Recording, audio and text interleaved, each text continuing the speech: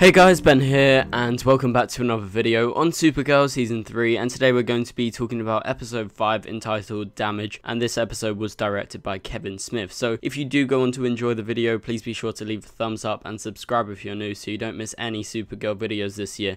So the crossover is coming up, guys. I will have a crossover teaser trailer breakdown later because they released like a really short one, but it does tease us with some awesome stuff. So be sure to subscribe to not miss any crossover stuff because we're going to be getting more trailers, more photos, more information. We'll probably be getting synopsises very soon, so be sure to subscribe for that. So I'm going to be reviewing the episode and going through things that I thought were good, things that I thought weren't so good, and just a lot of stuff to do with plot and character. So in the opening scene, as predicted, we saw the hostage situation that was going on with prisoners, and they actually took control of the van transporting them, and Kara actually comes and Supergirl intimidates them, and then Alex obviously beats them up, and that's just the opening. That's just quite a cool action set piece that they actually did in this episode, because to be honest there wasn't too much fighting in this episode, because I don't think Supergirl actually like punched anyone apart from in that first scene. Early on in the episode there was an announcement that Sanvers were actually going to be breaking up, and we knew last episode that Alex's mind was set, and it's a shame, but I really do understand Alex's reasonings. Like,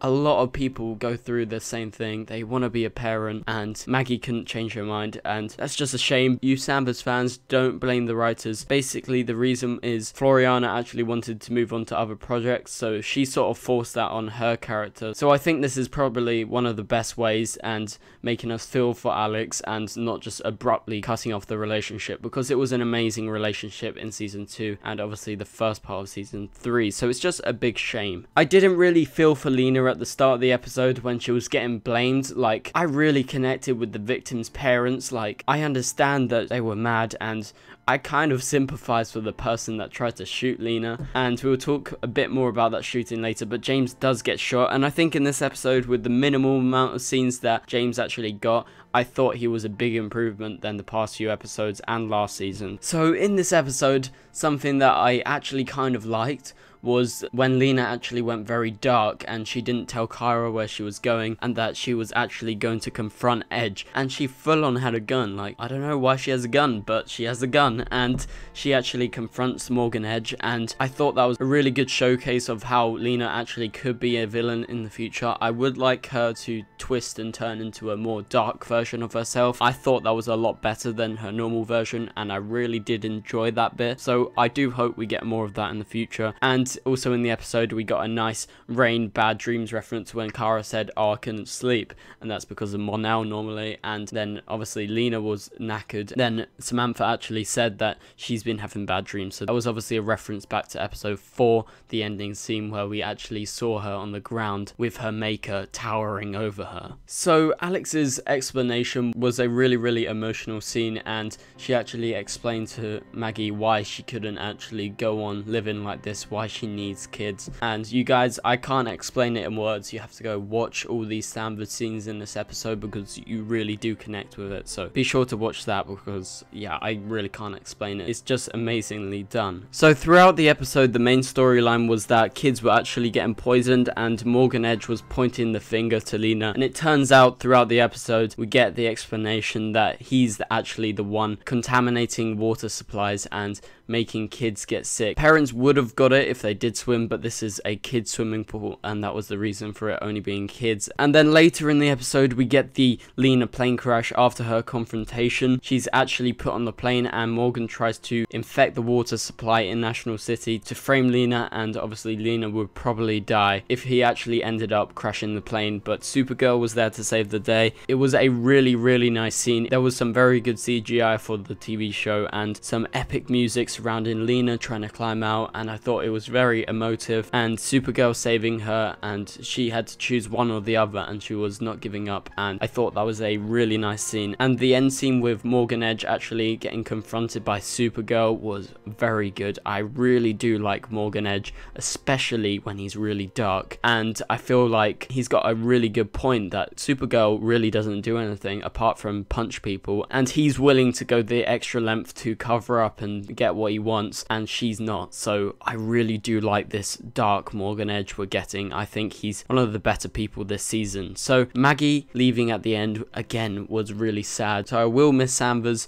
but at the same time it will be a really good way to actually introduce next episode, because Alex is going to be going to Midvale, their childhood town in the comics and also in the TV show. So where we saw in episode 1 of Supergirl season 1, the house that Kara was actually dropped off at is actually in Midvale, so they'll be exploring that, and we will get younger versions of Kara and Alex within the episode, and it will be a very flashback orientated episode, but I'll talk more about that in my trailer breakdown, which will be coming later after my crossover video. So also near the end, Kara and Sam actually mention how they are such a good team together, and I find this very funny because we know she's going to evolve into Rain and they're going to be worst enemies.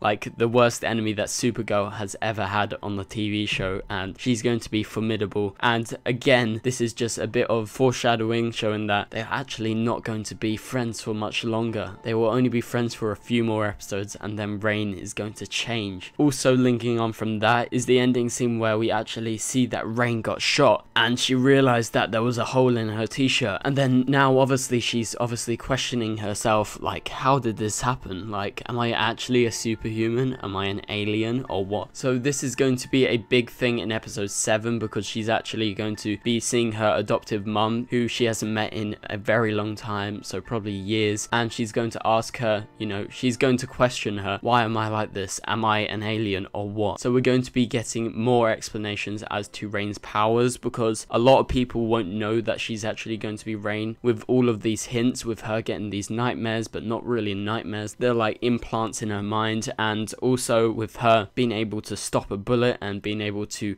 lift up a whole tower. You know, we're getting the idea that she's some sort of alien, that she's going to be some sort of menace or hero, and we know, because we've been listening to the news and all the updates, that she's going to be Rain. So this episode was a very good episode. It's not one of the best episodes in the season. I thought it was a very strong episode, but overall the season's been really strong, and this episode was a strong episode, but probably one of the weakest, like, in plot points.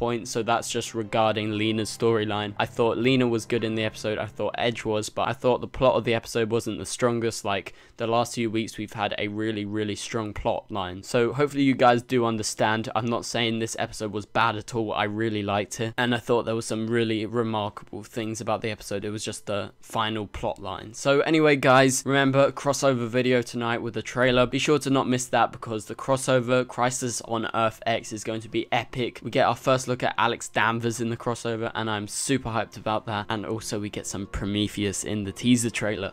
So anyway guys, come back later and I will see you then. Goodbye.